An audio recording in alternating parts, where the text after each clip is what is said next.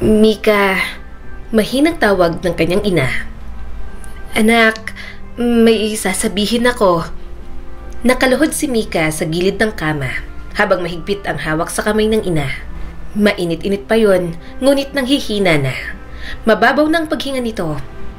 Bawat galaw din ng dibdib, mas lalong umiikli at nagiging mabilis bawat segundo. Ma, huwag ka na munang magsalita. Bulong ni Mika habang pinupunasan ng bimpo ang pawisang noon nito. Parating na raw ang ambulansya. Nasa kabilang barangay na sila. Kaya pa natin, Mama. Ilalaban ka pa namin. Hindi ka po pwedeng mawala. Umiling ng marahan ng nanay niya. Anak, alam ko na. Hindi na ako aabot doon. Parang may humawak ng mahigpit sa puso ni Mika. Ma, wag naman po. Hindi pa po ito ang huli. Lalaban po tayo, 'di ba? Hindi ka pwedeng umalis at iwan na lang po kami ng ganito. Mama, wala na nga po si Papa. Pati ba naman ikaw? Mama, hindi ko po kaya. 17 pa lang po ako. Natatakot po ako. Pumikit ang kanyang ina saglit. Saka dahan-dahang iminulat ang mga mata at tinitigan si Mika. Mika, ikaw ang panganay. Hindi ko na kaya, anak.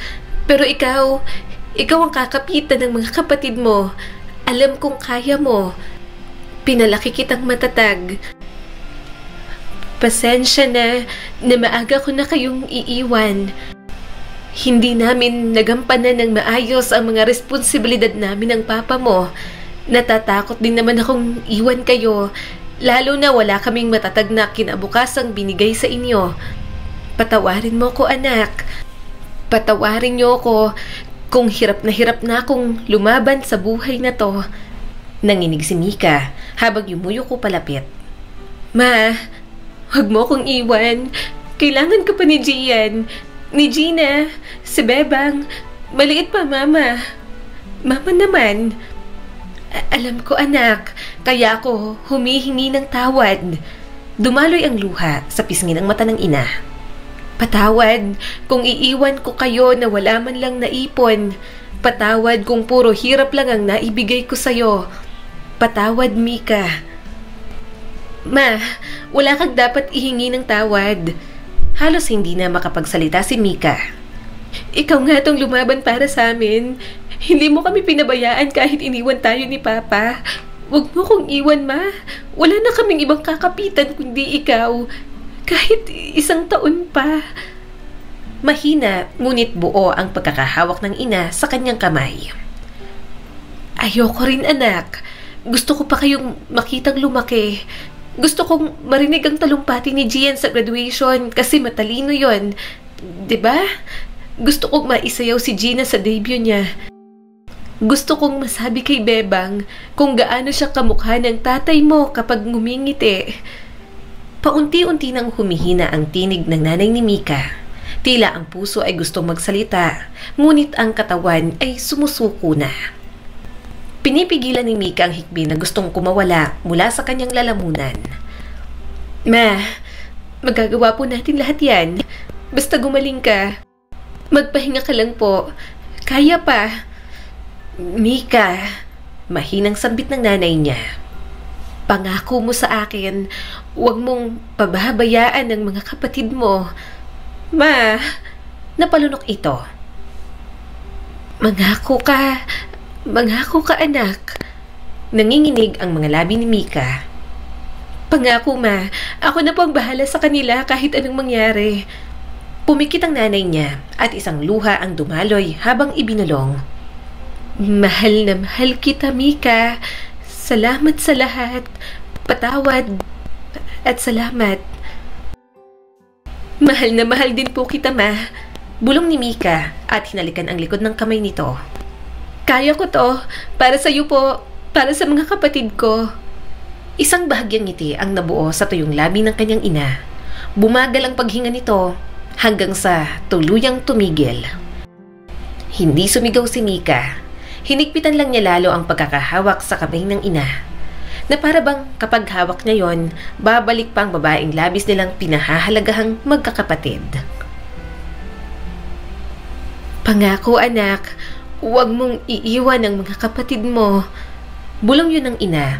Kahapon lang, mahina pero mainit pa habang unti-unting nawawala ang lakas nito.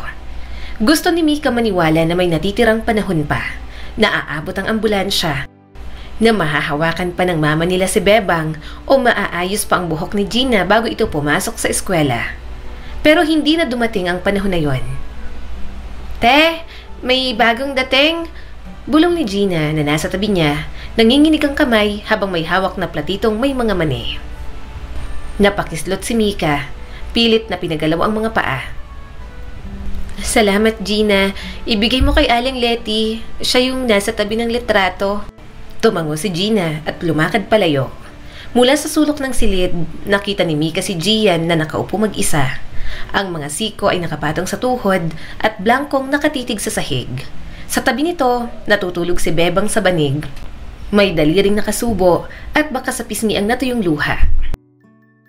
Napakabigat ng dibdib ni Mika.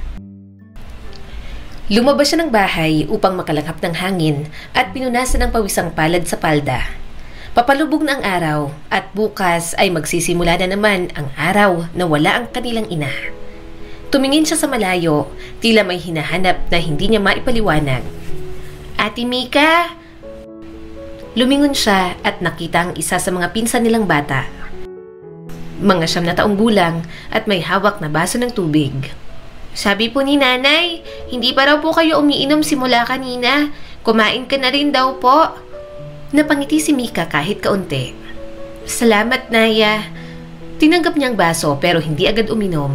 Nanginginig ang kanyang mga kamay. Sa loob, narinig niya ang mga pabulong na usapan ng mga kapitbahay. Bata pa yung panganay. Paano kaya nila kakayanin?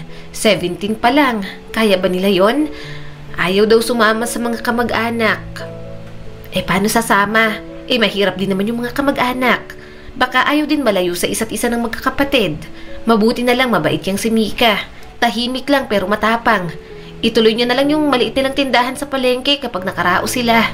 Walang iniwang ipon si Rosa?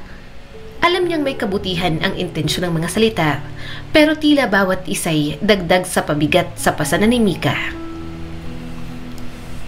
Pero alam niyang simula ng araw na yon, wala siyang ibang choice kundi ang kayanin. Kinagabihan, matapos ang libing, wala na ang mga bisitang nakiramay. Muling lumubog sa katahimikan ang buong bahay at sa pagkakataong yon, hindi nakasama ang kanilang ina. Nakahiga na si Gina kasama si Bebang sa banig. Si Gian, gising pa rin, nakaupo sa tabi ng bukas na bintana at nakatingin sa buwan. Dahan-dahang lumapit si Mika at umupo sa tabi nito. Hindi ka pa natutulog? Malumanay niyang tanong. Umiling si Gian. Ayokong matulog, Ate Mika. Baka pagdilat ko, totoo na talaga. Napalunok si Mika. Totoo na, Gian. Pero nandito pa rin ako. Tayo-tayo na lang pero buo pa rin tayo. Hindi ko hahayaang magkawatak-watak tayo. Ako nang bahala sa inyo. Tumingin si Gian sa kanya habang namumungay ang mga mata. Ate, ikaw na ba si Mama? Natawa si Mika. Hindi ko siya kayang palitan, pero kaya kong subukang alagaan kayo gaya ng pag-aalaga niya. Bakit siya umalis? Tumingala si Mika sa langit at pinipigilang lumuha. Hindi niya ginusto, pagod ng katawan niya, pero mahal pa rin tayo hanggang sa huli. Sandaling natahimik si Gian bago muling nagsalita. Sabi niya, gusto niya tayong makitang makagraduate. Yumakap si Mika sa balikat ng kapatid. Makikita pa rin niya kayong makagraduate. Sisikapin kong mapatapos kayo sa pag-aaral. Sumandal si Gian sa kanya. Ate, gusto ko pa rin maging engineer. Ginalo ni Mika ang buhok nito. Gian, makakamit mo yan. Kahit anong mangyari, tutulungan kita. Paano kung wala na tayong pera? Sandaling natahimik si Mika. Gagawa ko ng paraan. Kahit anong trabaho, kahit mahirap. Tumango si Gian at napabuntong hininga na lang. Sa desisyong yon, alam ni Mika na marami siyang isusuko. Ilang buwan na lang, makakagraduate na siya. Kaunting tiis at pagkatapos nun, magtatrabaho na siya para sa pamilya nila. Gustong-gusto niyang mag-college at maging isang guro. Pero saka muna ang sarili niya, isasantabi na muna ni Mika. Makalipas ang ilang oras, habang mahimbing nang natutulog ang lahat, nakahiga si Mika sa mahabang bangko. Masakit ang kanyang katawan sa mga bahagi na hindi niya alam na pwedeng sumakit. Ang puso niya'y nananakit sa dami ng kinikimkim. Tinitigan niyang larawan ng ina na sinisikatan ng malambot na liwanag mula sa kandila. Isang pamilyar na mukha na hindi niya na muling makikitang gumalaw. Ipinangako ko sa iyo, Ma. Bulong niya at walang tigil sa tahimik na pagluha. Ako nang bahala sa kanila. Mahigpit niyang niyakap ang kumot sa dibdib. Hindi ko alam kung saan magsisimula, pero hindi kita bibiguin. Pero sana, pabulong na lang kay Lord na gabayan akong kayanin ng lahat, Mama.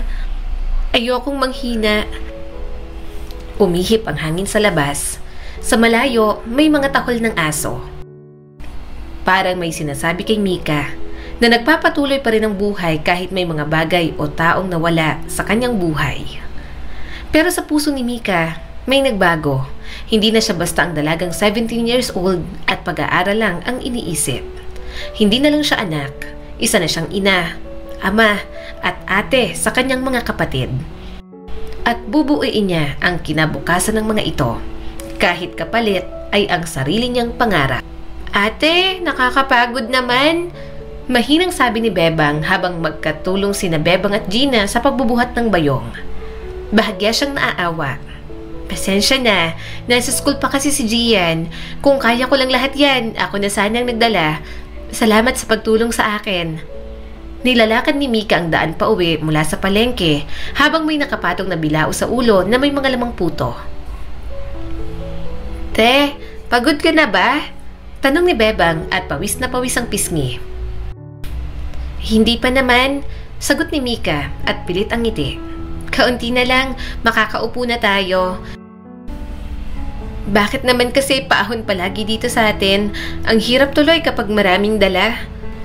Paglapit nila sa kanilang munting bahay, nagpahinga na agad sila. Hinayaan niya na lang magmeryenda ang kanyang mga kapatid na nagmeryenda at nagtimpla ng juice. Ate Mika! Pumasok si Gian sa bahay, dala-dalang isang papel na iwinawagayway. Nakakuha ako ng 100 sa math quiz. Ako raw ang representative ng school. Napakurap si Mika bago siya mahinang tumawa. Talaga? Patingin nga? Ipinakita ni Gian ang papel. Nandoon ang pangalan nitong nakasulat. Sa kanilang magkakapatid, pinakamatalino talaga ang pangalawang si Gian. Kaya kahit hindi siya nag-aaral, ginaganahan si Mika na pag-aralin ang mga kapatid. Nakikita niya namang hindi sinasayang ng mga ito. Nakakatuwa ka talaga, Gian. Ani Mika, ang galing mo talaga. Ang talino mo. Siyempre ate, kailangan mag-aral. Ito lang naman ang pag-asa natin sa buhay. Marahang sabi ni Gian. Tinitigan niya ang masiglang mukha ng kapatid, ang kumikislap nitong mga mata habang nagsasalita. At sa sandaling yon, may matibay na bagay na nananahan sa puso ni Mika. Makakapagtapos si Gian hanggang kolehiyo. Kahit na mahirapan pa siya at maraming isakripisyo, patatapusin niya si Gian para sa pangarap nito. At kahit paano, makatulong naman sa iba pa nilang mga kapatid. Sa mga sumunod na taon, mahigpit na niyakap ni Mika ang pangakong iyon.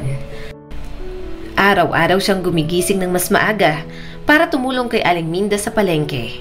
Nagbubuhat ng bayong at naglilinis ng mga isda. Hindi na nila nabawi ang dating pwesto. Mabuti na lang, pinayagan siya ni Aling Minda na i-display ang mga kakanin niya sa tabi. Kaya kahit paano, dagdag kita rin iyon. Tuwing weekend, naglalaba siya para sa 2 guro sa bayan. Mga teacher niya na naaawa sa kalagayan niya, kaya binigyan siya ng trabaho. Lahat ng kinikita niya, tinatabi niya sa lumang lalagyan ng tinapay sa ilalim ng kanyang higaan. May para sa bahay, para sa bills, at para sa pag-aaral ng kanyang mga kapatid. Nabuhay si Mika na ginagawa ang lahat para sa iba at nakalimutan na ang para sa sarili. Te, ba't di ka nag-aaral?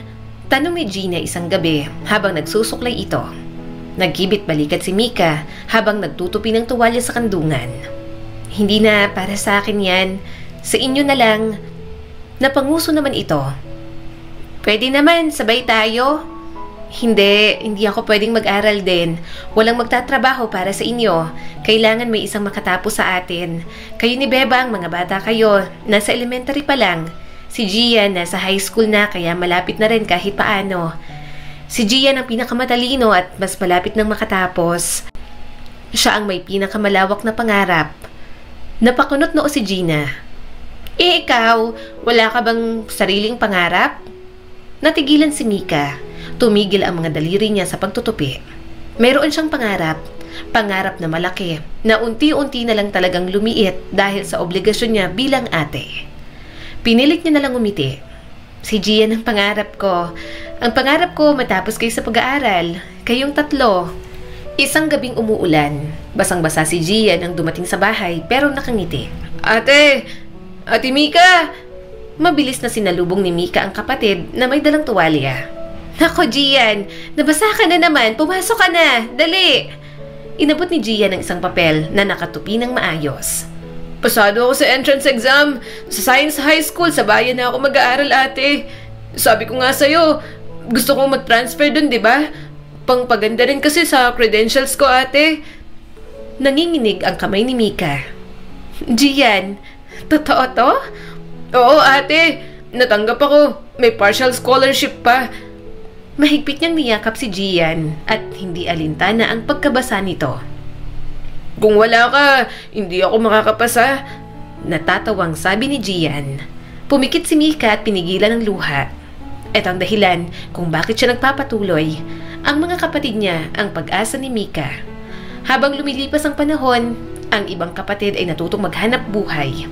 Bata pa lang, marunong nang magtinda sina Bebang at Gina. Kaya kung may baon at kailangan sa paaralan, kinukuha na lang ng mga ito sa tubo ng mga tinitindang kakanin sa school. Samantala, si Mika naman makapal na ang kalyo sa kanyang mga kamay. Palaging masakit ang likod kahit 21 pa lang. Ibinaba niya ang takore sa kalan nang pumasok si Gian. May hawak na letter sa isang kamay at cellphone sa kabila. Nakangiti ito na abot hanggang tenga. Ate Mika, may sasabihin ako. Sigaw nito, masyadong malakas para sa masikip nilang espasyo. Anong balita? Tanong ni Mika habang pinupunasan ng kamay gamit ang tuwalya. Inilapag ni Gian ang letter sa mesa.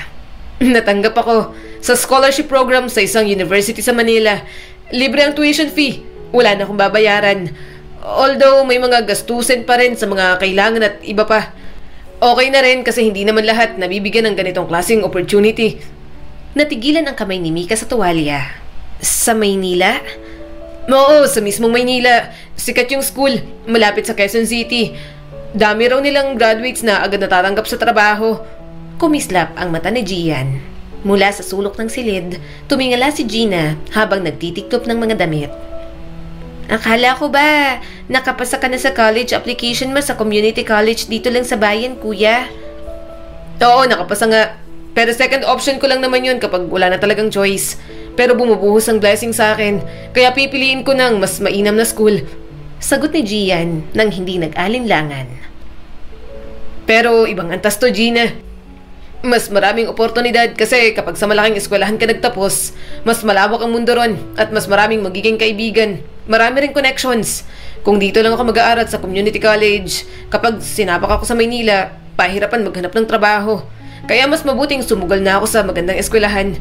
Hindi yung basta makaraos lang sa pag-aaral. Dahan-dahang umupo si Mika sa silya. Parang biglang naging mabigat ang kanyang mga tuhod. Alam niya naman ang pinupunto ni Gian. Hindi ito ang klase ng estudyante na basta lang makakapagtapos. Mataas ang pangarap ng kanyang kapatid. Palaging ginagawa ang lahat para maging perfect sa mga exam at sa lahat ng ginagawa. Nakikita niyang may goal talaga ito, kaya mas nagkaroon siya ng pag-asa dito.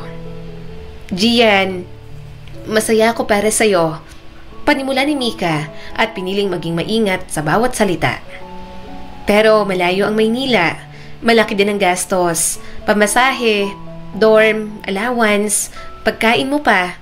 Baka hindi ko kayanin. Marami rin tayong gastos dito sa bahay. Saka nag-aaral din sina Bebang at Gina. Bahagyang kumupas ang ngiti ni Gian. Pero ate, sabi mo susuportahan mo ako sa pag-aaral ko, sa mga pangarap ko. Kaya bakit ngayon ganyan ka? May scholarship ako, Ate Mika. Libre na nga ang tuition. At sabi sa orientation, may allowance din kahit kaunti. Kaya na to. Yun lang naman ang ipoprovide mo. Yun lang naman ang ipoprovide ni Mika. Kung makapagsalita si Gian, para bang ang dali lang kunin ang perang kailangan niyang i-provide. Gayunpaman, hindi niya yun ginawang big deal. Kilala niya ang ugali ni Gian. Ganoon naman talaga ito magsalita. Kaya na ba talaga?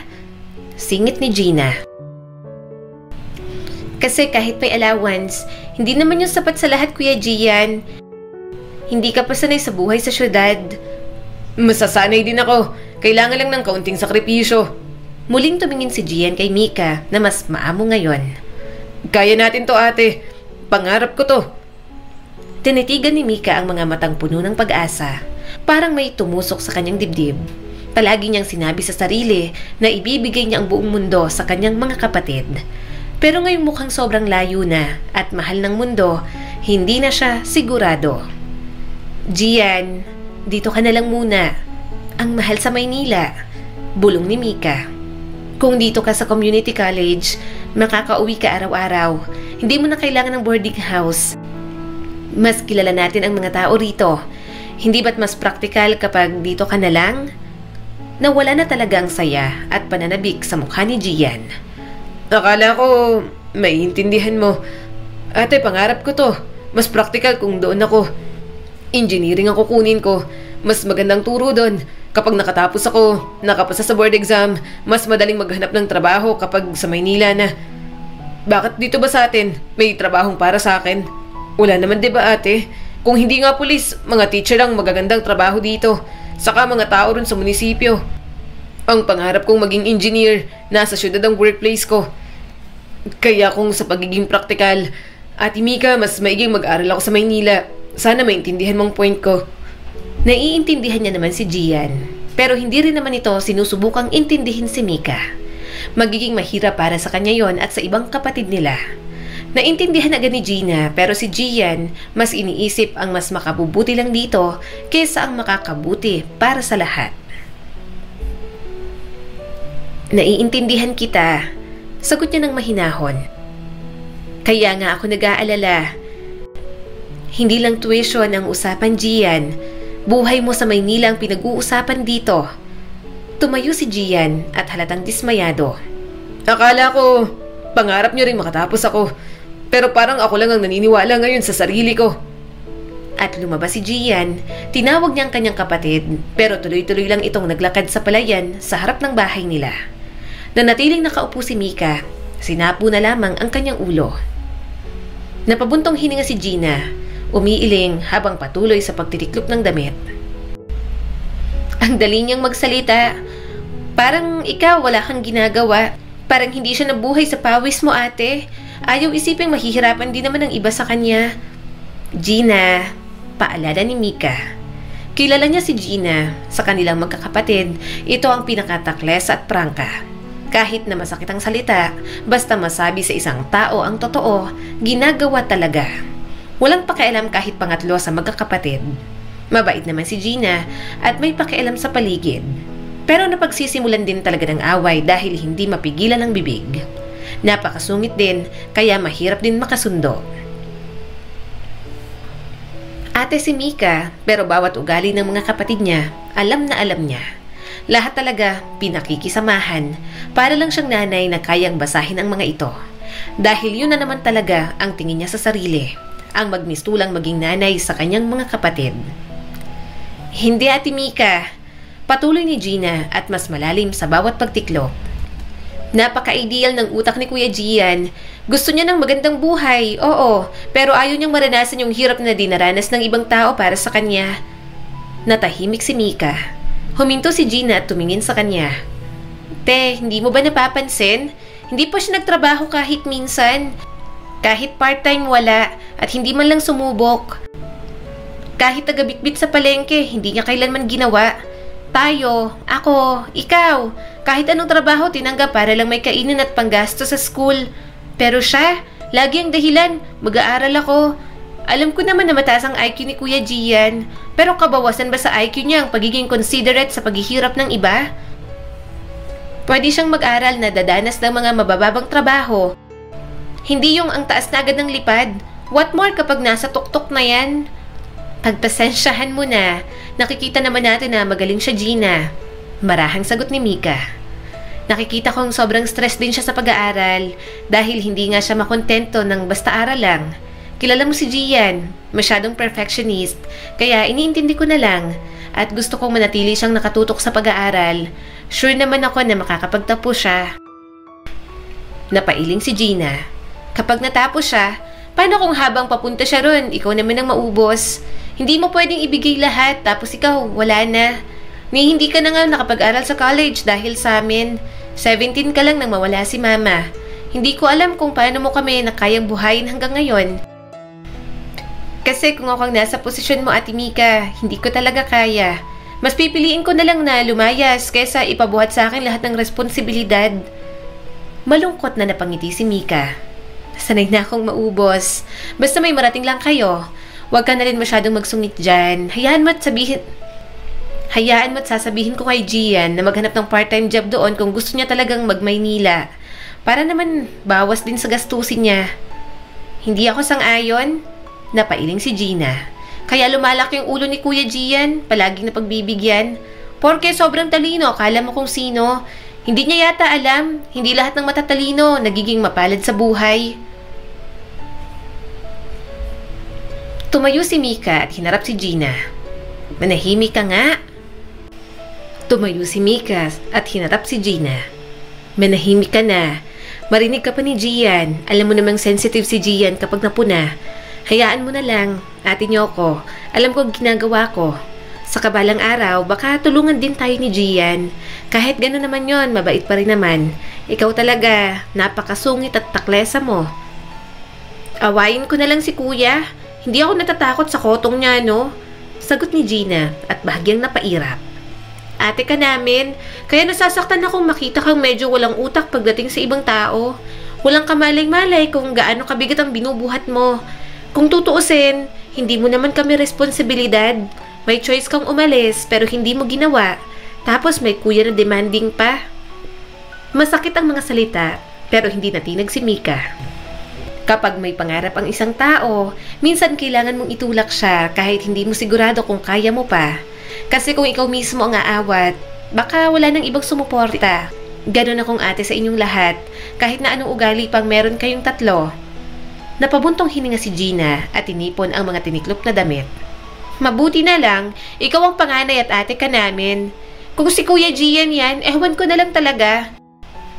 Kawawa kami ni Bebang, baka kung saan na kami pulutin. Sana lang ma-realize niya na hindi mo naman obligasyon na pag-aralin siya. Magkakapatid tayo pero tamaan naman siya ng hiya. Nakikita ka namin madalas ni Bebang sa palengke. Nakikita namin na pagod ka na. Mahina na lang siyang tumawa. Hindi sila perpektong magkakapatid. Palagi pa rin may bangayan. Pero batid ni Mika na mahal nila ang isa't isa. Sinikap niya rin na tumayo sa gitna at maging balanse sa mga kapatid niya na magkakaiba ang mga ugali. Gabi nang bumalik si Gian, kinakausap pa rin naman siya kahit halatang may pagtatampo. Tulog na ang lahat pero gising pa rin si Mika. Kaya bago matulog, kinausap niya na ito. Sige na, papayagan na kitang mag-Maynila. Mahinang sabi ni Mika. Lumiwanag agad ang mukha ni Gian. Talaga, Ate Mika? Marahan naman siyang tumango. Oo, pero ayusin mong pag-aaral mo doon. Tapos, subukan mo rin mag-part-time ng trabaho kung kaya mo. Marahan itong tumango. Oo, kaya naman, Ate Mika. Bala ko na lang talagang magpa-edo commission. Pero depende lang kung may kliyente. Mahirap din kasi ang part-time, Ate Mika. Dahil sa full scholarship na hindi ko pwedeng pabayaan. Mataman niyang tinignan si Gian at marahan na lang tumango. 3 taon lang naman ang agwat nila nito, kaya pakiramdam niya, naiintindihan naman ito kung anong naiintindihan niya. Kaya gusto rin ni Mika na maintindihan ito sa abot ng kanyang makakaya. Pero kahit na ilang beses niyang alalahanin ang mga kapatid, may mga pagkakataon pa rin na naiisip niya rin kung paano kung pinili niya na lang ang kanyang sarili. Uy, Mika! Sigaw ni Aling Mercy mula sa kabilang stall at maipilyang ngiti sa labi. Wala ka pa ring boyfriend. Aba, galaw-galaw. Sayang ang ganda. May mga manliligaw naman yan. Yung mga construction nga lang dyan sa labas at yung mga nagkakatay doon ng mga baboy ni Edgar. Natatawang sabi pa ng isang tendera. Eto naman kasing ganda ni Mika. Hindi pang palengke pero nandito. Mukhang stress pero lutang na lutang ang ganda. Magaganda at gwapo ang magkakapatid. Walang tapon sa inyo. Sayang lang at wala na ang nanay ninyo. Kung nandyan pa, sana nag-aaral ka ngayon at ang mga manliligaw mo, mga maaayos ang buhay. Napalingon ang ibang tindera. Nako-curious at naaalim na naman sa usapan. Pinunasan ni Mika ang pawis sa noo gamit ang likod ng kamay, saka muling inayos ang huling tumpok ng mga isda. Hindi naman siya mapili sa lalaki. Okay naman sa kanya kahit simpleng tao lang basta may pangarap at masikap sa buhay. Subalit wala lang talaga siyang interes sa mga lalaking nagpaparamdam sa kanya sa palengke. Wala sa kanyang priority at kinalimutan niya na rin na magkaroon ng crush at kung ano pang damdamin na tungkol sa mga lalaki. Ngumiti si Mika at nagbuhos ng tubig sa mga isda. Wala po, inaalagaan ko pa po ang mga kapatid ko. Saka na mag-boyfriend, hindi naman po siguro ako mauubusan ng mga lalaki. Kung tumanda na po ako at nawala pa rin, okay lang din naman po sa akin na single lang ako. Masaya naman po ako basta makitang maayos ang mga kapatid ko. Dalaga ka pa naman. Sabat ni Mang Fred habang umunguya ng nilagang mais. 21 ka lang, hindi ba? Sobrang seryoso mo sa buhay. Dagdagan mo naman ang kaunting kilig ang araw mo. Hindi po kasi yun ang priority ko ngayon. Sagot niya habang ablang naglilinis ng bangus nang may bumili sa kanila. Nagpapaaral po ako sa mga kapatid ko. Wala po akong oras sa boyfriend. Gusto ko rin naman pong may marating bago makipagrelasyon. Yung puso mo, kailan ang schedule niyan? Biro ni Aling Susan. Nagtawanan ang mga tindera ngunit ngumiti lang si Mika at umiling. Ganoon naman lagi, mga banayad na tukso, magaang biro ang natatanggap niya. Parang gusto siyang hilahin palabas sa kahon ng katahimikang itinayo niya mula nang mawala ang kanilang ina. Pero nawala ang kanyang ngiti nang may isang tahimik na tinig ang narinig niya. 1 kilo ng bangus. Napatingin siya rito at natigilan. Nakatayo roon si Angelo, nakasuot ng gray na t-shirt at maong, at ang mukha nitong hindi nalimutan ng puso ni Mika. Mas mahulman ang panga, mas binata ng itsura, pero ang mga mata na kayumanggi at palaging namumungay, pareho pa rin gaya ng dati. Ikaw pala yan, Angelo. Halos bulong na ang kanyang tinig. Ngumiti naman ito. Mika, ang tagal na rin kitang hindi nakita. Biglang nataranta ang mga kamay ni Mika habang kinikilo ang mga isda na binigay ni Angelo. Ano bang hiwa? Pangdaing o pangpaksiw? Pangdaing, Mika. Ramdam niya ang dumi ng kanyang pisngi, ang amoy ng landa sa kanyang apron at ang buhok na nakawala mula sa ponytail. Pinilit niyang ituon ang atensyon sa paglilinis ng bangus, kahit pa nga sobra na siyang nako-conscious sa kanyang itsura. Alam niyang maganda siya, pero iba pa rin kapag hindi maayos sa harapan ng first crush ni Mika. Kamusta ka na? Kalmado ang tinig na tanong ni Angelo. Eto, buhay pa rin. Sagot niya nang may kaunting ngiti. Ikaw? Graduating na. Education.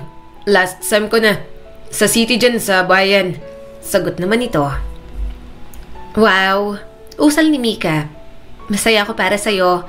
Matutupad mo ng pangarap mong maging teacher. Pero ang totoo, pangarap nilang dalawa yon. Pangarap nilang maging teacher ni Angelo. Sabay na makapag-aral sa iisang eskwelahan, makatapos at sabay na makapagtrabaho at maging co-teachers. Subalit malinaw na kay Mika na hindi para sa kanya ang pangarap na yon. Salamat! Nandito ka pa rin. Mabuti naman at may trabaho ka pa rin dito sa palengke. Nakabalik na pala kayo sa dati niyong pwesto dito. Marahan naman siyang tumango. Oo, nabawi ko. Nakahiram ako ng puhunan. Utang pa rin pero at least mas okay na pagkakitaan kaysa sa wala. Nakabayad naman ako sa utang kahit papaano. Nangiabot niya ang plastic kay Angelo. Akala niya'y aalis na ito pero nanatili lang ito sa harap niya. May naririnig ako sa bayan. Ikaw daw ang nagpapaaral sa mga kapatid mo. Tumango siya habang inaayos ang ibang isda. Oo, pangarap kong makatapos ang mga kapatid ko. May college kaya talagang kailangan kumayod. Tinitigan siya ni Angelo ng medyo matagal. Hindi ka pa rin nagbabago. Para ka pa rin matanda magsalita at mag-isip. Sobrang proud ako sa'yo. Umiwas ng tingin si Mika. Salamat. Madalas yan sabihin ng tao, pero pakiramdam ko, ang dami ko nang nawala at nasayang sa panahon at oportunidad. Hindi siya maging proud sa sarili, para naman kasi sa ibang ginagawa niya. Kaya niyang ipagmalaki ang mga kapatid, pero ipinagdadamot niya yun sa sarili. Hindi siya maging proud dahil hindi niya naman narating ang inasahan niyang mararating niya. Tahimik na nagbayad si Angelo, saka bahagyang tumango. Ingat ka, Mika. Ingatan mo rin ang sarili mo. Sagot niya naman. Lumakad na ito palayo habang nanatiling nakatayo si Mika sa likod ng pwesto niya. Hawak ang dibdib na tila may kumakatok mula sa loob. Pagsapit ng gabi, nagsasara na ang mga pwesto. Kumaway siya kay Aling Mercy at nagsimulang maglakad papunta sa terminal ng mga tricycle. Hanggang sa may mapansin siyang naghihintay sa bangketa. Angelo? Usal ni Mika sa pangalan nito. Nakasandal ito sa poste, may hawak na isang supot, may lamang 2 bote ng tubig at mga ensaymada. Para bang si Angelo lang, ang Angelo na high school student na ganoon ang tayo kapag sinusundo siya sa bahay at nag-aabang sa kanyang classroom. Akala ko umalis ka na, gulat niyang sabi. Bahagyang nagulat si Angelo. Tumambay lang ako. Natawa si Mika at bahagyang nahiya. Tumambay? Sa terminal ng mga tricycle? Sa harap ng palengke? Anong ginagawa mo dito? Napabuntong hininga ito at ibinigay sa kanya ang supot. Kanina pa ako dito. Libre ako ngayon at walang masyadong ginagawa kaya tumambay na lang ako dito. Merienda mo sana yung ensaymada. Gusto kong iabot sa'yo pero nahihiya ako. Natatakot ako na baka asarin ka ng mga kasama mo sa palengke. Alam kong naiilang ka at ayaw mo kapag inaasar. Gutom ka na siguro. Gabi na may pansitirya sa kanto. Gusto mo? Libre na kita. Nag-alinlangan si Mika. Hinanap niya sa mga mata nito ang ibig sabihin. Pero kabaitan lang ang naroon. Pamilyar na presensya na matagal din siyang nanguli. Pamilyar na presensya na matagal din siyang nangulila. May nararamdaman sila sa isa't isa noong high school pero masyado pa naman silang bata. Pero hanggang ngayon, alam niyang naroon pa rin ang damdaming yon. Natigil lang dahil sa mga pangyayari sa mga buhay nila. At isang bagay na ang ayaw niyang pangalanan sa muling pagdating ni Angelo. Sige, pero sandali lang ha. Mahinang pagpayag ni Mika kahit na may pag-aalinlangan. Umupo sila sa isang maliit na lamesa sa sulok ng Lola Nida's Pansiteria. Ang tanging bukas pa ng lampas 9:00. Maya-maya, inilapag ng order nilang pansit canton at pansit bihon na may pritong itlog at isang pitsil ng calamansi juice. Naalala mo to? Tanong ni Angelo habang sinusubukang basagin ng katahimikan. Dito tayo unang lumabas. Nung high school tayo, dito tayo nag-date. Natawa si Mika. Nag-date ba tayo? Akala ko study session lang yon. Nilibre mo lang ako at inaya dito. Hindi ko alam na date na pala yun para sa'yo. Study session na may pansit. Palusot ni Angelo at umiwas ng tingin. At may hawak ka may papauwi. Walang ligawan. Pero alam ko na alam mong may feelings tayo sa isa't isa. Lumingon si Mika sa kalsada. Ang tagal na nun. Napakagatlabi si Angelo. Pero hindi ko nakalimutan. Tumahimik si Mika at kumain na lang. Uminom siya ng juice at tumitig sa ibabaw ng mesa. Gusto niyang tanungin kung nagkaroon na ba ito ng girlfriend. Kaso ayaw niyang magmukhang interesado. At kung gusto pa nga siya ni Angelo, ayaw niyang bigyan ito ng dahilan para umasa. Ayaw niyang paasahin si Angelo at itali sa isang relasyon na hindi naman ito ang kanyang priority. Alam mo, patuloy ni Angelo, iniisip ko minsan kung nakapag-college ka, sabay pa rin tayong uuwi at mag-aaral. Hindi naging madali ang buhay ko nang mamatay si Mama, sabi ni Mika. May kailangang unahin, si Gian, si Gina, pati si Bebang. Alam ko naman yun, sagot ni Angelo ng banayad. Hindi naman kita hinuhusgahan, Mika. Pero may puwang ka pa ba para sa sarili mo? Napatitig si Mika sa binata. Namamanghalang siya sa binata na alam agad nito ang nararamdaman niya. Na alam agad nito ang sitwasyon na kanyang kinasasadlakan. Sa ngayon, wala pa. Ipinagpapaliban ko muna pero hindi naman ibig sabihin na wala nang puwang ang sarili ko. Malumanay niyang sambit. May inuuna lang muna talaga ako. Ang magiging problema ko lang naman ang panahon at oportunidad na maiiwan ako. Ngumiti si Angelo pero hindi umabot sa mga mata. Pero kahit na hindi natin sabay na tinutupad ang mga pangarap natin, proud pa rin ako sa'yo.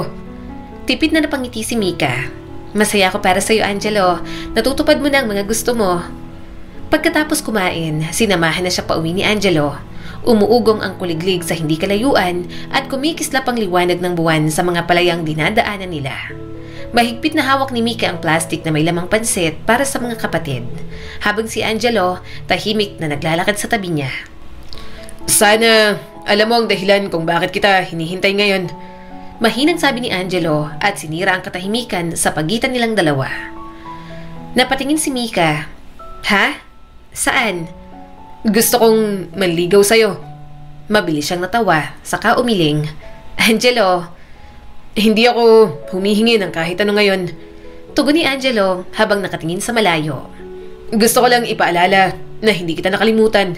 At kahit ilang taon pang lumipas, ikaw pa rin talaga. Kaya sana huwag kang magtaka at magulat kung bakit ako nandito ngayon sa tabi mo. At magpaparamdam sa'yo kapag may mga libreng oras ako at kaya kong pumunta. Naiwan sa isip ni Mika ang mga salitang yon kahit nang makarating sila sa kanto ng eskinita malapit sa kanilang bahay. Nang umuwi si Angelo, sandali pa siyang natulala. Sa loob ng bahay, mabigat ang katahimikan. Maingat na naglakad si Mika sa madilim na sala at inilapag ang pansit sa maliit na lamesa. Nakahiga si Gina sa banig, nakatalikod ngunit halatang gising. Hoy, Ate Mika! Bulong ni Gina at kunwaring nag-unat. Sino yung lalaki mo kanina? Kaya ka pala ginabi Nanlalaki ka na pala. Ang gwapo ate, bagay kayo. Nanlaki ang mga mata niya. Hindi ko lalaki. Tumigil ka. Tumayo ka dyan. Kainin niyo ni Bebang tong pansit. Di sino? Kaibigan na may dalang pansit? Umikot ang mga mata ni Mika at naupo sa tabi ng kapatid. Si Angelo lang. Kaklase ko ng high school. Yung first love mo. Sabi ni Gina habang nakangisi at tuluyan ng bumangon. Palagi mo kasama dati nung mga bata pa lang kami. Gina! Daing ni Mika at tinakpan ng mukha. Ang tagal na nun, huwag na akong asarin. Pero tama ako, diba? Bulalas pa ni Gina habang pinapakailaman ng pansit. Napabuntong hininga si Mika. Wala naman yon. Hindi ko siya papayagang manligaw. Kumain lang kami sa labas. Wala naman akong gagawin. Hindi ko siya sasagutin. Tinitigan siya ni Gina. Bakit naman? Dahil hindi yun ang priority ko. Sagot ni Mika at medyo nakaramdam na ng antok. Kayo ang iniintindi ko, si Gian sa Maynila, ikaw, si Bebang. Hindi ako pwede sa love-love na yan. Natahimik si Gina. Nagsimula na kasi itong kumain pero halatang malalim ang iniisip. Hanggang sa may marahang boses na umalingaw-ngaw mula sa kwarto. Pero Ate Mika, paanas na sabi ni Bebang, bagong gising at nakabalot pa ng kumot. Hindi mo ba pwedeng alagaan kami, tapos alagaan ka rin ng iba? Napalingon si Mika. Gising ka pa, Bebang. Anong sinasabi mo dyan? Ikaw, 13 ka pa lang, kung ano-ano nang sinasabi mo. Tumawa naman si Bebang. Narinig ko kayo. Sabi ng ma'am ko sa school, mahalaga raw na may magmamahal sa'yo. Ate, sino ang nagmamahal sa'yo? Nagmamahal naman kami sa'yo, pero Ate Mika, walang boyfriend na nagmamahal sa'yo. Naninikip ang dibdib ni Mika. Para siyang ginigisa ng mga kapatid niya sa sariling mantika. Ayaw niya lang talaga magkaroon ng boyfriend dahil baka madistract siya. Lumapit si Gina at umupo sa tabi niya. Seryoso kami, te. Hindi mo kailangan isarang puso mo para lang mabuhay kami. Napatingin si Mika sa kapatid niya. Okay lang sa inyo na may boyfriend ako? Oo naman, sagot ni Gina. Tungkol sa iyo to, ate. Sa ate naming piniling magkaroon ng kalyo sa mga kamay para lang makakain kami. Gusto ko lang naming maranasan mo rin ang alagang binibigay mo sa amin. Matagal na mula nang huli siyang umiyak sa harap ng mga kapatid niya. Pero ngayon, sa pagitan ng tunog ng maliit nilang bentilador at amoy ng pansit na natira, may init na humaplos sa kanyang dibdib. Kinagabihan, nang patay na ang ilaw at parehong tulog na sina Gina at Bebang, nanatiling gising si Mika. Nakahiga siya, nakatitig sa kisame habang umaalingaw-ngaw sa labas ang huni ng kuliglig. Nanatili sa kanyang isipan ang mga mata ni Angelo. Ang binatang marahan siyang kausapin, mabait sa kanya palagi at naghihintay kahit hindi sabihin. Matagal niyang inakala na ang pag-ibig ay isang luho para lang sa may oras at kalayaan. Hindi niya kailanman inisip na kabilang siya roon. Pero ngayong gabi, pinaalalahanan siya ng mga kapatid niya na marahil pwedeng magsabay ang pagmamahal at responsibilidad, na baka hindi niya naman talaga kailangang mamili. At marahil kahit papaano, pwede rin siyang mahalin. Pwede rin niyang maranasan ang nararanasan ng ilang tipikal na tao sa kanyang paligid. Sige na, ako nang bahala dito. Mag-asikaso ka na. Saad ni Mika sa kanyang kapatid na si Gian. Amoy toyo at suka ang bumalot sa maliit na kusina. Hindi pa sumisikat ang araw, nakatayo si Mika sa harap ng kalan at dahan-dahang hinahalo ang adobong kumukulo. Ginagawa niya yung mas matamis ng kaunti gaya ng gusto ni Gian. Tahimik siyang pumunta sa sulok ng kanilang kwarto at binuksan ang maliit na kahong kahoy sa ilalim ng banig. Nandoon ang ilang tiklop ng pera. Tahimik niya yung binilang at inilagay sa isang maliit na brown envelope. Dahan-dahan niyang isiniksik yon sa gilid ng bag ni Gian at napabuntong hininga na lamang. Pagsapit ng 6:00, gumalaw na ang bahay sa mga maliliit na kilos ng mga kapatid niya. Bihis na si Gian at nakatayo ngayon sa tabi ng bag, paulit-ulit na inaayos ang strap. May kanin na, Gian, kain ka na, sabi ni Mika habang inilalapag ang mga pinggan sa mesa, katabi ng maliit na Tupperware ng adobo. Gina, Bebang, kumain na rin kayo. Te, ikaw, kakain ka rin? Sabi ni Gina sa kanya. Umupo si Gian at kumain. Pinanood ni Mika ang binata mula sa dulo ng mesa. Minimemorya niya ang bawat detalye. Ang pagkakayoko ng balikat, ang paghihip sa kanin, at ang kupas nitong tsinelas sa ilalim ng lamesa. Sa Maynila ka na talaga mag-aaral, kuya? Tanong ni Gina. Sumagot naman si Gian pagkatapos ngumuya. Oo, aalis na nga diba? Huwag mong sabihin ko kontra ka na naman. Napairap naman si Gina. Mag-ingat ka ron, Maynila ayon, malaking syudad. Natawa naman ang binata. Oo, mag-iingat ako. Mamimiss niyo lang ako eh. Pagkatapos kumain, umalis na rin naman silang dalawa. Hinatid ni Mika si Gian sa terminal ng bus. Inabot niyang baon na binalot sa malaking panyo at ang duffel bag na pinuno niya kagabi. Nandyan yung adobo. Kumain ka pag nagutom ka sa biyahe. Huwag mo kalimutan mag-text at tumawag ha. Bili niya rito. Oo, te. Tumango si Gian. Salamat sa lahat. Marahan siyang umiti. Walang anuman. Basta galingan mo ron. Kung may kailangan ka, tawagan mo lang ako. Huwag kang mahihiyang magsabi. Te, biglang seryoso ang tono ni Gian. Hindi ko alam paano kita mapapasalamatan. Mag-aral ka lang ng mabuti. Sagot niya naman. Lumapit si Gian at niyakap siya ng mahigpit. Salamat. Tumango siya habang nakasandig sa balikat nito. Pangarap mo rin ang pangarap ko. Kaya galingan mo. Umaasa ako sa iyo, Gian. Sa mga lumipas na araw, nagpatuloy ang mga hamon ni Mika sa buhay. Ganoon pa rin naman ang pamumuhay niya. Mas humirap nga lang, pero sa lahat ng yon, may pangbalanse pa rin naman kahit papaano. Angelo, anong ginagawa mo rito? Akala ko may gagawin ka pa. Tanong niya habang inilalabas ang mga bagong angkat na isda. Bakit tinatanong mo pa kung nandito ako? Ganito naman talaga dapat kapag nanliligaw, di ba? May hawak si Angelo na tig-iisang baso ng malamig na buko juice. Para sa'yo. Libre yan. Galing sa manliligaw mong makulit. Tinangka ni Mika na itago ang ngiti habang tinatanggap iyon. Hindi ka ba nandidiri o medyo na awkward? Sa palengke ka nanliligaw, dito pa sa tindahan ng mga isda. Saka amoy isda ako na ganito mong nililigawan. Alam kong pumupunta ka lang dito kapag libre mong oras. Pero wag kang kapag ganito ako Ang pangit ko. Hindi ka naman pangit sa paningin ko. Saka paano kapag araw-araw kitang nakitang ganyan? Example, tayo na. Mandidiri ba ako kapag nakita kitang nagtitinda dito at malansa? Kaya sana, hayaan mo akong makita itong side na to sa'yo. Kasi ito naman ang normal na bahagi ng pang-araw-araw mong buhay. Sagot naman ni Angelo, sabay kindat. Natawan na lang si Mika. Ang corny mo talaga. Basta ang pangit pa rin na dito ka sa palengke na niligaw.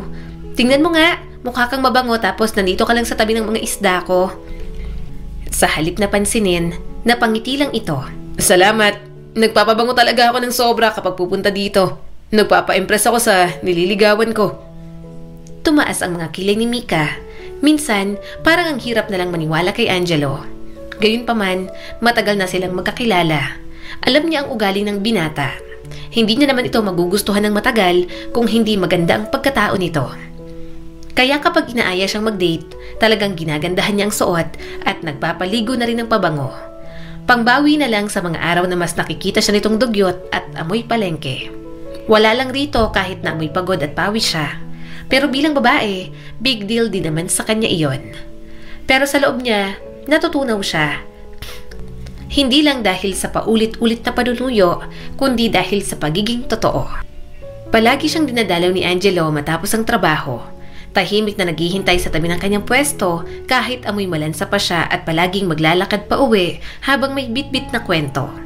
Ni minsan, hindi nito pinaramdam na nakakahiya siyang kasama. Hindi lang siya nililigawan ni Angelo, para bang araw-araw ay pinararangalan siya. Angelo, congratulations! Nakangiti niyang bati rito nang lumabas na ang resulta sa licensure exam. Bakas ang saya sa mga mata nito. Mika, pumasa ako. Todo review ako at nakapasa ako. Alam kong pinaghirapan mo yan, Angelo. Niyakap niya ito habang tumatawa. Proud na proud ako sa'yo. Yumakap ito pabalik, saka dahan-dahang kumalas at tumingin sa kanya. Salamat. Isa ka rin sa mga naging inspirasyon ko. Kailan mo kaya ako sasagutin? Bahagya naman siyang namula at lumayo sa binata. Napakagatlabi si Angelo at mahinang tumawa. Ramdam ni Mika ang malakas na kabog sa dibdib niya. Ang mga salitang yon, ang tingin ng mga mata ni Angelo na parang mahalaga siya. Parang susi na bumukas sa pusong matagal nang nakasara dahil sa mga taon ng sakripisyo. Kinagabihan, magkatabi silang nakaupo sa likod ng bahay ni Mika. Nag-request itong ipagluto niya, kaya dinala siya sa bahay at nakasama nilang magkakapatid sa hapunan. Inihilig ni Mika ang ulo sa balikat ni Angelo. Ang ganda ng gabi, mahinang sambit ni Mika. Mas maganda ka kung alam mong mahal kita. Bulong ni Angelo. Natawa naman si Mika. Basta maisingit talaga no? Pareho silang tumawa. Maya-maya natahimik silang dalawa. Inabot ni Angelo ang kamay niya at pinagsalikop iyon. Hindi masarap hawakan ng kamay ko. Marami ng kalyo. Hindi gaya nung high school. Nahihiyang sabi ni Mika. Hinaplos nito ang kanyang kamay. Magaspang o malambot man. Basta kamay mo, Mika. Walang problema sa akin. Bahagya siyang napapikit. Hindi talaga pumapalya si Angelo na ehele ang puso niya. Sa mga salita nito, palagi niyang nararamdamang mahalaga siya. Bakit ako, Angelo? Hindi niya napigilang tanong. Bakit hindi yung iba? Yung may diploma, nasa opisina, may pabango na hindi mo murahin, babaeng hindi amoy palengke. Humarap si Angelo sa kanya. Bakit hindi ikaw? Tumingin si Mika sa binata. Hindi ka ba nahihiya? Na ako lang to. Wala akong kwentong pwede mong ipagmalaki sa iba. Wala akong naabot. Isa lang akong tendera ng isda. Mika. Sagot nito at sinapo ang mukha niya. Ikaw ang babaeng isinakripisyo ang sarili para sa mga kapatid. Sobrang bait mo at ang buti ng puso mo. Sana ko dapat mahiya ron. Pinigilan ni Mika ang luha na pilit gustong kumawala. Pero wala akong maibabalik sa'yo. Ako rin naman. Wala pang maibigay. Pero minahal mo pa rin ako nun. Mas malala ako nung high school. Umiinom at nagyoyosi pa ako. Pero nang mapansin mo ako, unti-unti ako nagbago at nangarap. Na kahit na sandaling natigil ang mga pagkikita natin, hindi natigil sa akin ang pangarap na yon. Kasi tambay lang ako nung high school. Tanggap mo ako. Ang talino mo dati, sakang ayos-ayos mo. Bakit ngayon, hindi mo pwedeng mahalin ulit ang lalaking handang magsimula ng buhay kasama ka? Wala siyang naisagot. Parang kapag sumagot si Mika, maiiyak na lang siya ng sobra. Bagkos, dahan-dahan siyang tumingala at tila hindi sigurado. Hanggang maglapat ang kanilang mga labi. Malambot ang mga labi ng binata. Nanginginig at puno ng lahat ng hindi madaan sa mga salita, ng lahat ng pinipigilang damdamin. Nang kumala siya, nanlaki ang mga mata ni Angelo sa gulat. Alam mo na ngayon, bulong ni Mika kahit na may kaba sa dibdib. Ikaw na ang boyfriend ko. Sandaling natahimik si Angelo. Pagkatapos, may halakhak na umalpas mula rito. Tumayo ito at hindi mapigilang mapangiti. Maya-maya'y napasigaw ito. Yes! Tayo na! Ang ingay mo! Saway ni Mika, tumatawa habang hinihila ito pababa. Wala akong pakialam! Sigaw ni Angelo at hinawakan siya sa bewang at pinaikot bago niyakap ng mahigpit. Sabi ko na nga ba, sa wakas, ako naman. Bebang, Gina, girlfriend ko ng ate nyo. Diniin ni Mika ang mukha sa dibdib nito. Tumatawa habang tumutulo ang luhang hindi niya na napigilan. Salamat, mahina niyang usal. Hindi mo ako sinukuan. Hinalikan ni Angelo ang buhok niya. Kasi alam kong ikaw ang tahanan ko. Matagal ko nang alam yon. Mga bata pa lang tayo, Mika. Nang gabing yon, sa unang pagkakataon, hindi humiga si Mika na iniisip kung anong kulang sa kanya o kung karapat-dapat ba siyang maging masaya. Nasa kanya na si Angelo at sa wakas, hindi yun sakripisyo. Yun ang klase ng pag-ibig na tinanggap at ibinalik lamang sa kanya. Subalit kahit masaya si Mika sa bahaging yon ng kanyang buhay, may mga pasanin pa rin talagang mahirap pagaanin. Humina ang kita hanggang sa nalugi at nawalan ulit siya ng pwesto at pangpuhunan.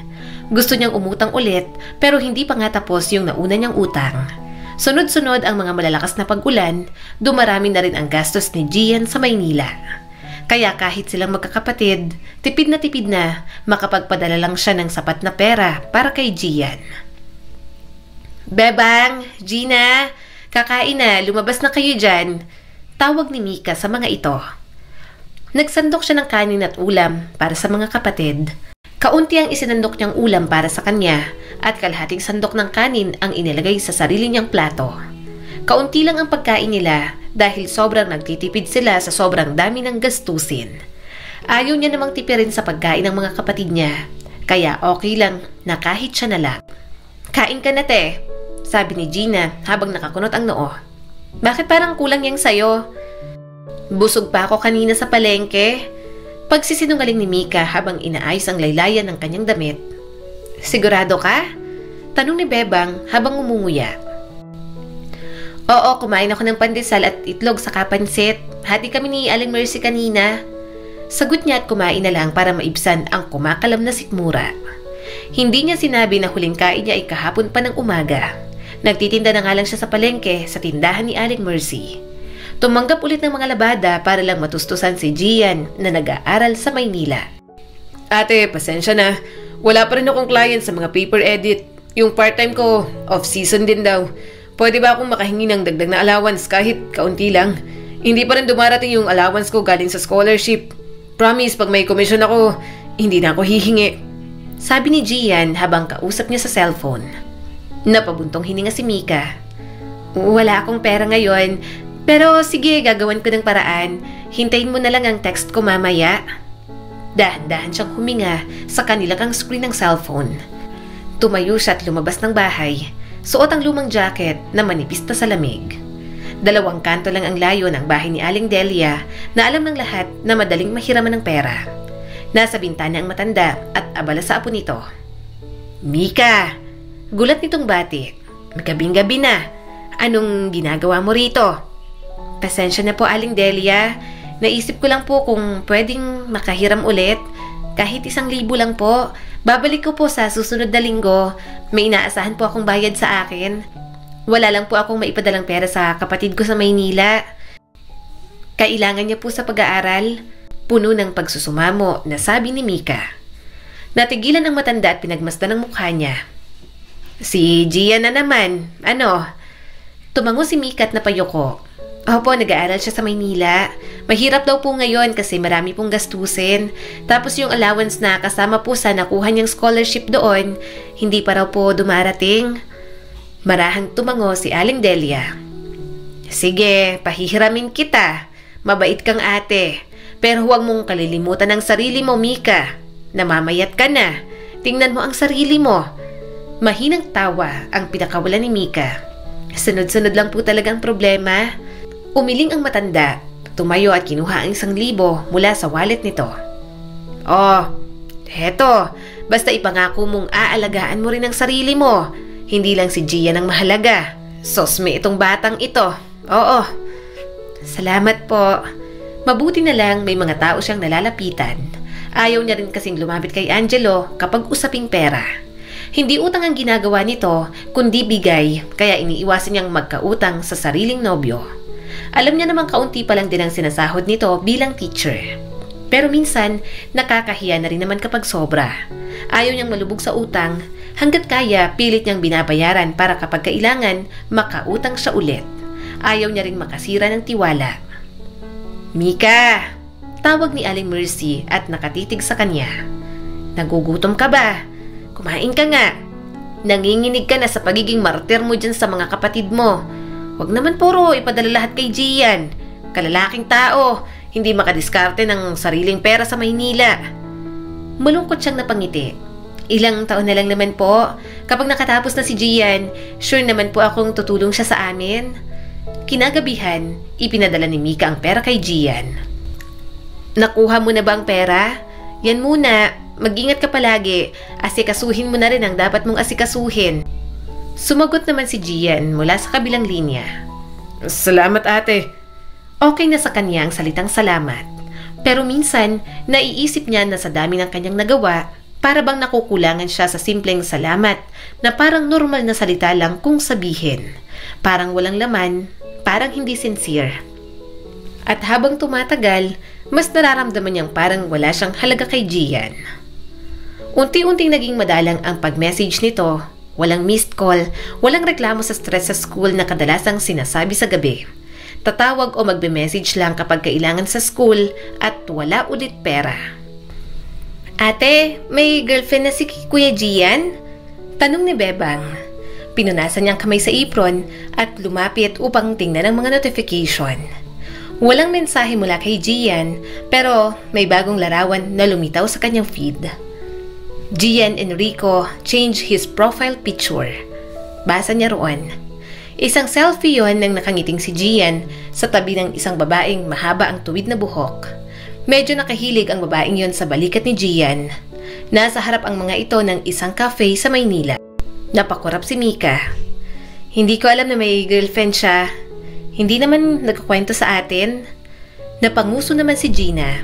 Ehtang si Kuya. Kung mag-post, akala mo yayamanin sa Maynila. Pagdating naman dito sa probinsya, pudpud naman ng tsinelas. Napabuntong hininga si Mika. Ganoon talaga.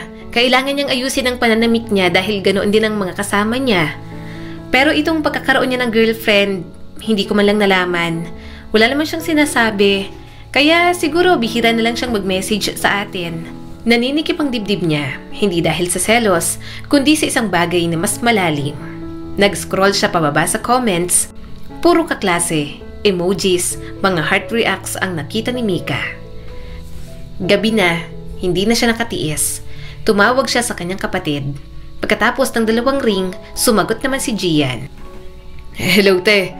Pagod ang boses at parang wala sa focus, tila abala sa iba. Busy ka ba?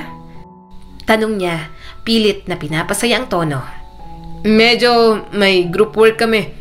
Napabuntong hininga si Mika. Pasensya na, gusto lang kitang kumustahin. May narinig siyang mga ingay sa kabilang linya. Inabot pa ng ilang minuto bago pa makasagot si Gian. Okay naman ako, te. Umupo si Mika sa gilid ng kama at pinaglalaroan ang laylayan ng kanyang damit. May nakita ko sa account mo. Sino si Lian? Girlfriend mo? Oo. Ang ganda, no? Halatang nasisiyahan na tanong ni Gian. Napakagatlabi si Mika. Oo, maganda. Mukhang sosyalin din. Sana hindi lang siya ang pinagtutuunan mo ng oras, Gian. Baka nakakalimutan mo na kung bakit ka nandyan. Hindi biro ang lahat ng pinagdadaanan natin para makapag-aral ka sa Maynila. Ate, ani Gian at may bahid ng iritasyon sa boses. Hindi mo na kailangan ipaalala sa akin ang mga alam ko na. Hindi naman ako mangmang. Ginagamit ko naman ang utak ko. Nanlaki ang mata ni Mika. Hindi agad siya nakasagot. Hindi niya naman kini-question ang pagkakaroon nito ng girlfriend. Gusto niya lang magpaalala. Sorry. Dagdag ni Gian, bagamat na natiling matigas ang tono. Pagod lang ako. Wala sa timing yung sermon mo, ate. Hindi sermon ang sinasabi ko, Gian. Okay lang sa akin kahit may girlfriend ka. Paalala lang para sa akin. Huwag mo sanang masamain. Kasi kahit malayo ka, iniisip pa rin kita. Nag-aalala pa rin kami sa'yo kaya gusto naming may balita sa'yo. Pag-amin niya sa kanyang kapatid. Okay, sige na. Ate Mika, ibababa ko na to. May gagawin pa ako. Wala kang dapat ipag-alala. Nag-aaral naman ako rito. Sabi pa nito. At ganoon lang, naputo lang tawag. Matagal na tinitigan ni Mika ang blankong screen. Kinabukasan sa almusal, hinihiwa ni Gina ang kamatis habang si Bebang ay nag-aayos ng mesa. Hoy, te! Ani Gina sa kanya. Ang sosyal ng girlfriend ni Kuya, halatang may kaya. Bakit nagustuhan nun si Kuya Gian? Pangit naman ang ugali nun. Tumawa si Bebang. Kaya nga Ate Gina, inasar ko nga kahapon sa chat, hindi naman nag-reply. Saka parang ano no? Dagdag ni Gina at napakunot ang noo. Parang hindi bagay kay Kuya Gian. Huwag nga kayong ganyan. Mahinang sagot ni Mika. Kung masaya si Gian, hayaan na natin. Basta hindi mapabayaan ang pag-aaral. Dapat suportahan na lang natin sa gusto niya. Kung mag-girlfriend, edi mag-girlfriend. Matanda na naman siya. Alam niya nang dapat gawin. Napairap si Gina. Hindi naman kami kontra sa ligaya niya, te. Pero nakakainis lang na parang nakalimutan niya na lahat. Nagka-jowa lang siya. Totoo. Ani Bebang habang umunguya ng pandesal. Dati, kaunting sipon lang text agad siya sa atin. Akala mo baby na nagre-reklamo. Ngayon, ni kumusta wala. Umupo si Mika ng dahan-dahan. Ramdam niya ang kurot sa mga salitang yon. Siguro hindi niya lang alam kung papaanong babalansehin ang lahat. Lumipas ang mga araw, hindi na lang masyadong ginawang big deal yun ni Mika. Nakikita niya pa rin naman na nagpupursige sa pag-aaral si Gian. Bukod doon, nakausap niya na sa cellphone si Lian. Okay naman itong girlfriend para sa kanyang kapatid. Kaya wala rin naman siyang maipintas.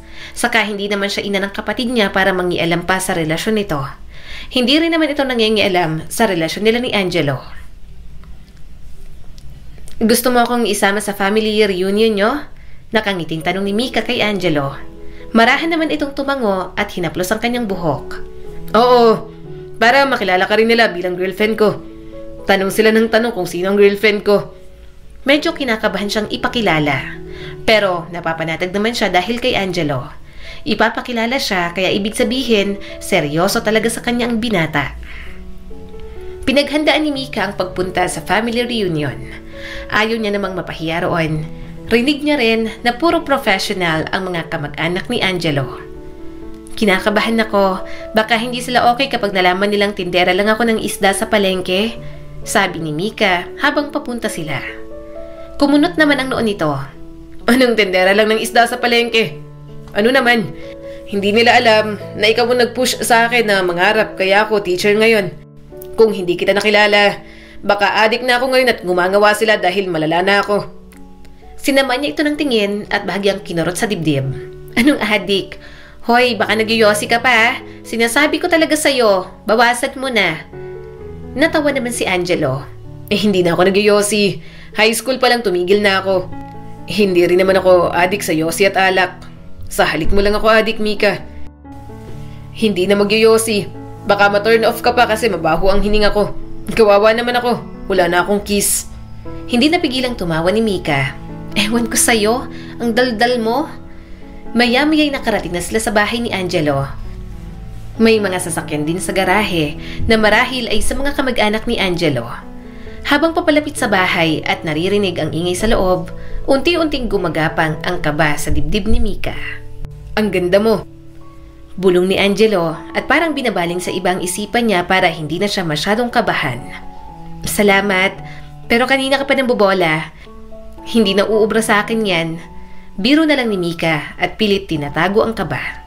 Hinawakan siya ni Angelo sa kamay at pinisil iyon. Tara na, excited na ako makilala mo sila. Sa loob ng bahay, mainit at masiglang paligid. Puno ng tawanan at kaluskos ng mga kubyertos. Habang kumakain, inaasikaso siya palagi ni Angelo. Nasa mahabang hapag ang maraming kamag-anak, mga pinsan, tito, tita, mga nakangiti. Maraming handa sa lamesa. May lechon pa at mukhang masarap ang lahat. Gayunpaman, naiilang siya sa pamilya ni Angelo. Kung hindi pa siya ikukuha ng pagkain ng binata, hindi na siya makakakain. So, Mika, tanong ng pinsan na nasa tapat niya. Anong trabaho mo? Teacher ka rin ba? Umiling naman si Mika at agad na nahiya sa tanong. Hindi po. Pangarap ko po pero hindi nakatungtong ng college. Ako po ang panganay sa magkakapatid. Nagtitinda po ako ng isda sa palengke. Bahagyang tumahimik ang paligid. May isa pa na pilitang ang tawa. Wow, nakakatuwa naman. Mukhang hardworking ka. Ngumiti si Mika ng magalang sa bayuko.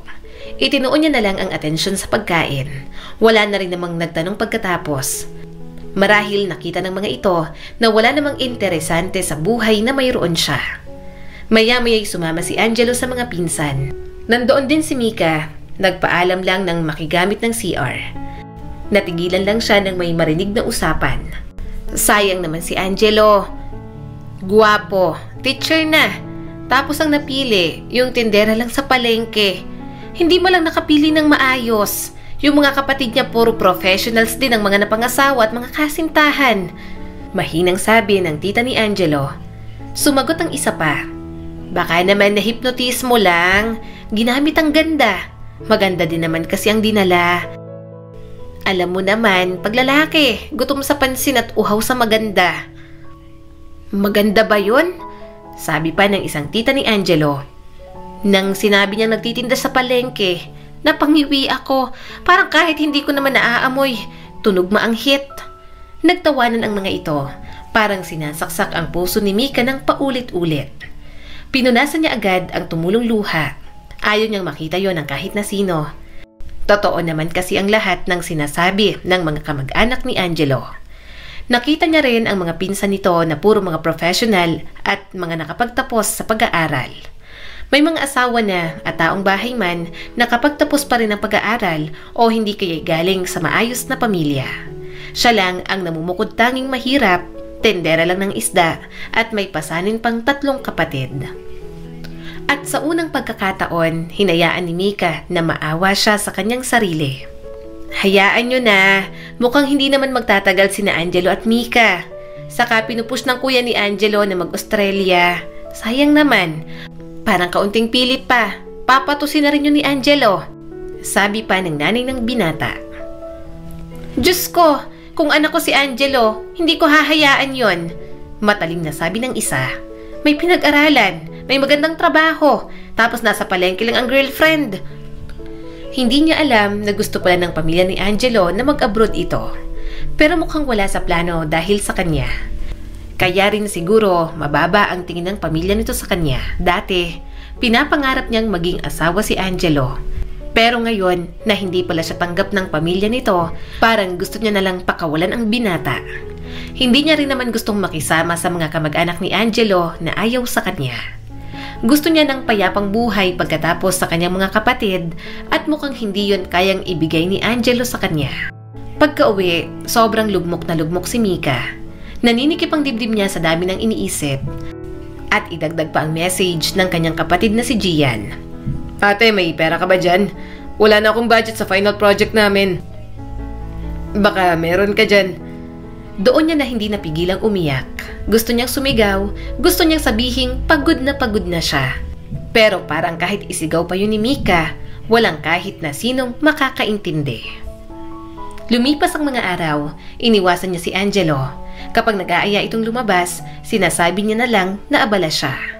Unti-unti siyang nanlamig, pero ang totoo, gusto niya lang talagang magkaroon ng rason para makipaghiwalay. Mika, ano ba? Co-teacher ko lang yun. Huwag kang magselos. Please, pakinggan mo ako. Wala akong ginagawang masama. Puno ng pagsusumamo na sabi ni Angelo sa kanya. Hindi siya nagsalita. Malawak siyang mag-isip, pero naghahanap lang din talaga siya ng dahilan para may pag-awayan sila. Para madali sa kanya na makipaghiwalay. Kilala niya si Angelo. Hindi ito basta-bastang makikipaghiwalay ng ganoon lang ang rason. Kaso, mahirap din palang magpanggap para kay Mika. Maghiwalay na tayo. Sa wakas ay nasabi niya. Umawag ang bibig nito at agad na marahang hinawakan ang braso niya. Mika, anong hiwalay? Nagsiselos ka lang. Sorry na. Hindi na ako didikit kahit kanino. Please, wala lang yun. Hindi kita kayang lokohin. Ikaw ang mahal ko. Nagsiselos ka dahil mahal mo rin ako. Pero pinapangako ko sa'yo na mawawala rin yan. Magtiwala ka lang. Normal sa relasyon ang mga ganitong away at pagtatalo. Pag-usapan natin. Namuo ang luha ni Mika. Gusto niya rin naman yon. Gusto niyang pag-usapan kapag may mga simple silang problema. Pero kung ibang tao ang problema nila at malapit sa kanila, parang kahit pag-usapan nila, hindi pa rin magiging maayos. May opportunity ka na pumunta sa ibang bansa, 'di ba? Diretso niyang tanong dito. Narinig ko na pinupush ka nilang pumunta ron. Sayang. Umawang ang bibig ni Angelo. Ayoko namang pumunta. Okay na ako rito. Masaya akong maging teacher dito. Umiwas si Mika ng tingin at marahang napalunok. Naalala mo ba yung reunion ng pamilya nyo? Ang ganda ng suot ko nun, di ba? Hiniram ko lang yun kay Gina. Nagpabango ako, nagplansya ng buhok. Ayokong dumating doon na amoy isda at amoy palengke. Kasi ayokong mapahiya ka. Kaso hindi. Ganun pa rin. Mika. Pero hindi mo alam, naririnig ko ang mga kamag-anak mo. Ang mama mo. Sabi nila, sayang si Angelo. Gwapo, matalino, tapos ang jowa ay tendera ng isda. May isa pang nagsabi, kung anak ko yan, hindi ko papayagan. Alam mo kung anong pinakamasakit? Tumawa pa sila. Parang biro lang yung pagkatao ko. Mas lalo siyang hinawakan ni Angelo. Bakas ang sakit sa mga mata nito at niyakap siya ng mahigpit. Paulit-ulit itong humingi ng tawad pero tinulak niya lang ito. Tumayo si Mika. Sinubukan kong baliwalain. Sinubukan kong huwag na lang dibdibin. Kasi akala ko sapat na yung pagmamahal mo. Pero habang lumilipas ang araw, paulit-ulit na bumabalik yung mga salita nila. Hindi ko na kayang manahimik. Bakas ang sakit sa mga mata ng binata at sinubukan ulit siyang hawakan. Mika, sorry. Kung alam ko lang, kung narinig ko, pinagsabihan ko sana sila. Hindi ko hahayaan yun. Alam ko namang hindi mo ko kinakahiya. Sabi ni Mika at mataman itong tiningnan. Kilala kita. Alam kong hindi mo ko ikinahihiya. Pero hindi ko alam kung hindi ka nila ikakahiya ng dahil sa akin. Hindi mo kasalanan yun. Maring sabi ni Angelo. Hindi silang magdedesisyon kung sino ang mamahalin ko. Ako ang pipili. Pero pagod na ako, Angelo. Kumirot ang tinig niya. Pagod na akong patunayan na karapat dapat din akong mahalin. Pagod na akong umiti habang nilulunok ang hiya. Ayokong sa bawat salo-salo ng pamilya nyo, tatanungin na naman nila at magtataka kung bakit ako ang pinili mo. Mika, gusto kong makipaghiwalay. Parang malamig na tubig ang bumagsak sa pagitan nila. Napakurap si Angelo. Ayoko nga, Mika. Dahil lang doon, ayoko makipaghiwalay sa'yo. Pag-usapan naman natin. Hindi ko kaya ng ganito. Ako rin. Alam mong pagod na ako sa buhay ko. Ayoko nang may dumagdag pa. Hindi ko na rin kaya. Patuloy ni Mika at hindi na napigilan ng mga luha. Hindi ko kayang ilugmok ang sarili ko para lang tanggapin ng pamilyang hindi man lang nagtangkang kilalanin ako. Mga bata pa tayo. Magsimula na lang tayo ng bagong buhay na walang isa't isa. Mika naman, ganito mo na lang ba tatapusin ang lahat sa atin? Hindi silang mahal ko. Ikaw, Mika. Ikaw. Wala akong pakialam sa kanila. Hindi kita bibitiwan dahil lang sa sinabi nila.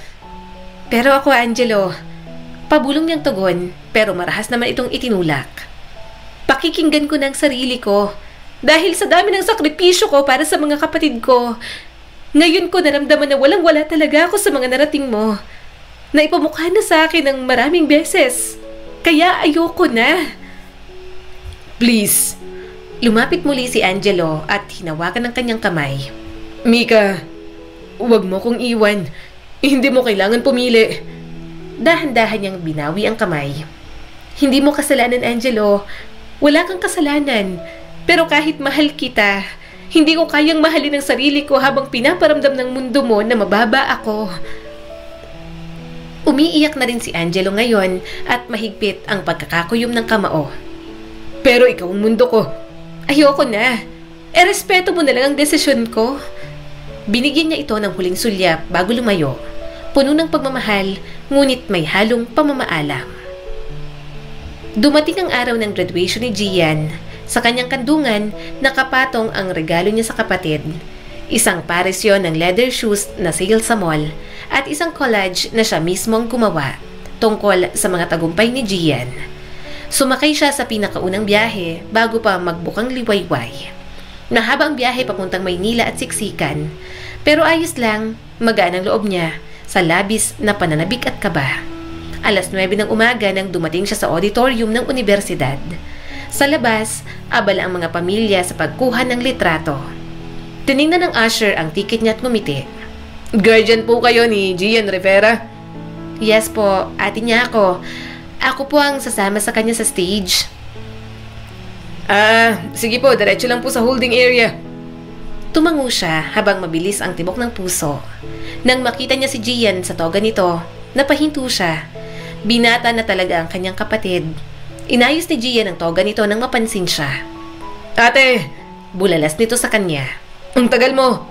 Akala ko hindi ka na makakarating. Natawa naman siya at inabot ang regalo niya. Pwede ba yon? Sa wakas, nakagraduate ka na. Uy, may regalo! Nakangiting sabi ni Gian. Nandyan si Lian. Ipapakilala kita, Ate Mika. Sinundan ni Mika ang tingin nito. Isang dalagang nakabestida ng puti, kumaway at ngumiti ng maliwanag kay Gian. Tumango siya. Siya ba si Lian? Hindi na sumagot si Gian. Naging abala na kasi ito sa ibang kaklase na nag-graduate na rin. Para na rin may sariling mundo kay Lian matapos siyang ipakilala. Hinayaan niya na lang. Maya-maya'y nagsimula ng ceremony. Habang nagmamarcha sila, hindi pa rin makapaniwala si Mika na nagawa niyang pagtapusin sa pag-aaral si Gian. Natupad ng pangarap niya para sa kapatid. Subalit paano kung ang pagiging proud provider niya para dito, hindi pala napapahalagahan? Gusto kong pasalamatan ang aking mga professor na gumabay sa akin. Mga kaklase ko na naghamon sa akin na mas galingan pa. At si Lian, ang aking liwanag sa lahat ng to. Nagpalakpakan at naghiyawan. Hindi nagawang pumalakpak ni Mika. Walang salamat ate.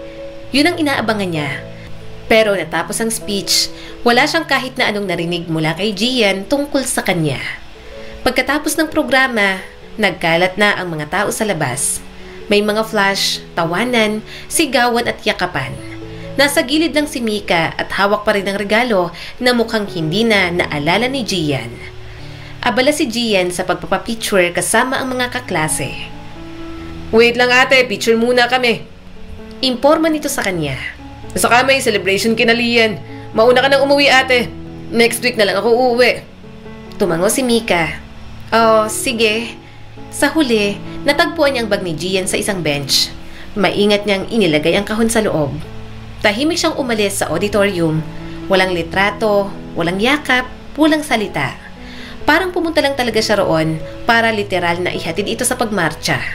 Pero ang highlight ng graduation nito, walang iba kundi ang girlfriend ni Gian at ang mga sarili nitong hirap para makamit iyon.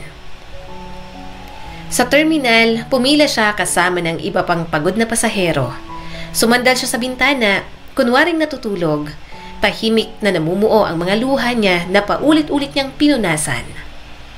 Kumusta ang graduation ni Kuya Gian ate? Nasaan na siya? Tanong ni Gina na kalalapag lang ng ulam sa lamesa. Pinilit niyang maging masaya para hindi makahalata ang mga ito. Ayun, masaya. Wala si Gian, kasama yung girlfriend niya. May celebration na sa kanila. Next week na daw uuwi. Napangiwi naman si Gina. Di, tayo na lang ang mag-celebrate. Puro sila lang ang ina-upload niya. Nakita ko wala kayong picture na dalawa, Ate Mika. Bahagya siyang umiling. Wala eh. Hindi nakapagsalita sina Bebang at Gina. Sandali silang natahimik. Maya-maya'y niyakap siya ng dalawa niyang kapatid. Hayaan mo na, Ate Mika. Hindi natin sila bate, sabi ni Bebang sa kanya. Tayo na lang mag-celebrate. Hayaan mo na si Kuya Gian. I-celebrate na lang natin ang pagiging sobrang bait at magaling mong ate. Doon na hindi napigilang umiyak ni Mika. Sinapo niya ng mga palad ang mukha at humagulgol ng sobra. Hindi naman siya naghahangad ng malaki. Gusto niya lang na ma-recognize ang mga sakripisyo niya. Hindi rin naman kasi biro na magpakaina sa mga kapatid niya kahit hindi naman dapat. Pinunasan ni Gina ang mga luha niya. Kokotongan ko talaga yung si Kuya Gian kapag umuwi dito. Napaka-insensitive talaga. Mataas ang IQ, kinulang naman sa emotional intelligence. Sarap sa bunutan. Celebrate na lang tayo, Ate Mika. Proud kami sa'yo sa lahat ng ginawa mo para sa amin. Unti-unti siyang huminahon kahit may bigat pa rin sa dibdib. Salamat sa inyo. Nang gabing yon, sinubukan niyang maging masaya para sa iba pa niyang mga kapatid. Pero pagkatapos nun, dahil na rin siguro sa pagod, stress at ilang araw na walang tulog, tinamaan siya ng matinding lagnat. Giniginaw na si Mika, may boses siyang narinig, may yumakap din sa kanya, pero hindi niya na masyadong napansin. Basta nang sumikat ang araw, nagulat na lang siya nang makita sa tabi niya si Angelo, tulog at nakayakap sa kanya. Ate, shh! Puyat yan! Mahinang sabi ni Gina at naglapag ng lugaw sa lamesa. Kumain ka na, binantayan ka ni Kuya Angelo kagabi. Inalagaan ka, hindi umuwi hanggat hindi bumababa ang lagnat mo. Kaya ayan, dyan na siya natulog. Marahan siyang tumayo para hindi maistorbo ang binata. Anong ginagawa niyan dito? Napakamot sa ulo si Bebang. Manliligaw daw ulit, Ate Mika. May dalang ang bulaklak at pagkain kagabi. Yun ang flowers mo. Napatingin siya sa bungkos ng mga puting rosas na nasa upuang kawayan. Napabuntong hininga na lang si Mika. Akala niya pa naman sumuko na si Angelo. Mukhang binigyan lang siya ng panahong mag-isip at kumalma ang emosyon. Pinakain na si Mika ng kanyang mga kapatid. Pagkatapos kumain at uminom ng gamot, humiga na ulit siya sa tabi ni Angelo. Habang natutulog ang binata, pinagmasdan niya ang mukha nito. Mas lalo niya tuloy na pagtanto na miss niya na si Angelo. Sana ang pagtitig mo may kasamang kiss. Biglang usal ni Angelo. Kumunot ang noo ni Mika at biglang lumayo. Kaso, hinila naman siya pabalik ng binata at niyakap ng mas mahigpit. Namiss kita. Balik ka na sa akin, no? Namuo agad ang mga luha ni Mika. Ayoko, nakakahiya sa pamilya mo. Ayaw nila sa akin. Gusto ko sa'yo. Wala silang magagawa ron. Mas lalo siyang niyakap ni Angelo. Kung nanliliit ka sa sarili mo na wala kang narating, magpakasal na tayo. Hindi na muna tayo mag-anak. Pag-aaralin kita. Tuparin natin ang pangarap mong maging teacher din. Kinurot ni Mika ang dibdib nito. Mas lalo akong aayawan ng pamilya mo. Ayoko. Kung mag-aaral ako, mas pipiliin kong pag-aralin ng sarili ko kaysa ikaw ang magpaaral sa akin. Sumupsup si Angelo sa leeg niya. Kung ganun, anong gagawin ko? Wala akong ibang gusto. Bumalik ka na sa akin. Nahihirapan na ako kapag wala ka. Kapag nagtuturo ako sa mga bata, sa school pa kung saan tayo nag-high school, napapa-relapse na lang ako. Bigla kitang naaalala. Balik ka na. Parang isang tanggal na lang ng tornilyo sa utak ko. Mababaliw na ako. Naluluhan naman si Mika. Dapat umiiyak siya pero nahihirapan siyang hindi tumawa kay Angelo. Nang marinig siya nitong tumawa, parang doon lang nakahinga ng maluwag. Niyakap siyang muli at mas isiniksik ang sarili. Wala na rin siyang nagawa. Nagkabalikan na lang talaga sila ng ganoon lang. Kahit paano, nabawasan ng lungkot sa puso ni Mika. Lumipas ang ilang araw, akala niya next week pang uuwi si Gian. Pero nagulat na lang sila nang makitang umuwi ito ng mas maaga at ang taklesang kapatid nila ang bumungad dito. Ang kapal talaga ng mukha mo, Kuya Gian. Sana tubuan ka ng pigsa sa noo. Singhal ni Gina. Napapitlag si Mika. Lumapit siya sa may pintuan at sumilip. Nakatayo si Gina, nakahalukip-kip at puno ng inis ang mga mata. Nakaupo naman si Gian sa upuang yari sa kawayan. Nagpatuloy sa pagsasalita si Gina. 4 na taon kang nasa Maynila. Wala kaming ibang ginawa kundi intindihin ka. Tanggapin ang desisyon mo kahit ang bigat sa bulsa ni Ate Mika. Ni minsan, wala kang tanong kung kumain na ba kami ng maayos dito. Buwisit na to. Hoy, Kuya Gian, unang-una, magkakapatid tayo rito. Hindi nanay si Ate Mika na dapat sumalo ng obligasyon, pero ginawa niya para makapag-aral tayo at mabuhay pa. Tapos ganyan ka? Walang dapat na utang na loob ang anak sa magulang. Pero sana, tumatanaw pa rin, 'di ba? Paano kapag kapatid ang nagsakripisyo para sa lahat? Dapat, required ang utang na loob kay Ate Mika. Kasi pwede niya namang unahin ang sarili at iwan tayong lahat pero hindi niya ginawa. Gina, please. Mahinang sabi ni Gian. Oo, alam ko kaya nga ako maagang umuwi. Sa graduation speech mo, napanood ko sa upload mo. Patuloy ni Gina at mas matalim pa ang boses. Ang haba-haba. Wala kang nabanggit na ate kahit isa. Siya naman ang main resources mo kapag gipit na gipit ka na sa Maynila. Na kaya mong purihin si Ate Lia na saglit lang sa buhay mo. Mga kaklase mo na mawawash out din naman kapag nakapagtrabaho kayo ng kanya-kanya. Kung sino-sino ang nabanggit mo. Pero si Ate Mika na halos wala nang tinitirang pangarap para sa sarili niya, nakalimutan mo? Hindi ko sinasadya. Napairap si Gina. Hindi sinasadya? Araw-araw siyang gumigising ng 3:00 ng umaga para makapwesto sa palengke. Buwan-buwan siyang nangungutang para sa allowance mo. Alam mo ba yon? Ha? Kahit pagkain namin, tinitipid namin para lang may panggastos ka sa Maynila. Kapag naghahati ng pagkain, halos 5 subo lang ang pagkain ni Ate Mika para hindi kami mabitin sa pagkain. Namayat na si ate. Mabuting at nagka-boyfriend. At least naalagaan at napakain. Wala Matalino ka ng sobra. Kaya mataas din ang tiwala sa iyo ni Ate Mika. Tapos ganyan ka pala. Lumapit na si Mika at bahagyang tinaas ang tinig. Gina, tama na. Pero ate, tama na. Ulit ni Mika. Ayoko ng gulo. Magkakapatid tayo.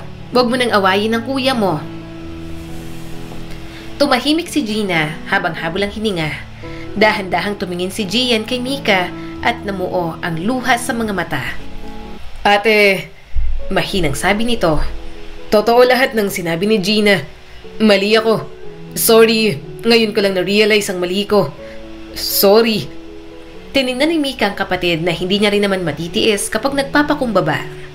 Mahalaga na alam mo yan, Gian. Tumayo si Gian at lumapit sa kanya. Ate, sorry. Sobrang sorry. Hindi ko alam kung paano ko nakalimutang pasalamatan ka. Hindi ko na maibabalik yung araw na yon. Pero sana maramdaman mo kung gaano akong nagpapasalamat ngayon. Hindi ako aabot dito kung wala ka. Hindi ako makakapasok sa kolehiyo. Hindi ako makakagraduate kung hindi dahil sa'yo, Ate Mika. At bago pa siya muling makapagsalita, niyakap siya ni Gia ng mahigpit. Napapitlag si Mika, ngunit unti-unting gumalaw ang mga braso niya at niyakap din ito pabalik. Ipinatong niya ang baba sa balikat nito. Salamat, Gian. Bulong niya naman. Salamat na nakatapos ka na sa pag-aaral. Gusto kong may gawin para sa'yo. Sabi ni Gian at bahagyang bumitiw para tingnan siya. Ate, gusto kong ituloy mo ng kolehiyo mo. Ako nang bahala sa gastos. Hintayin mo lang akong makapagtrabaho. Napakurap si Mika. Gian, seryoso ako. Sagot naman ito at bakas ang guilt sa mga mata. Ako naman ang mag-a-adjust ngayon. Kaya ko na to. Gusto kong matupad din ang pangarap mo.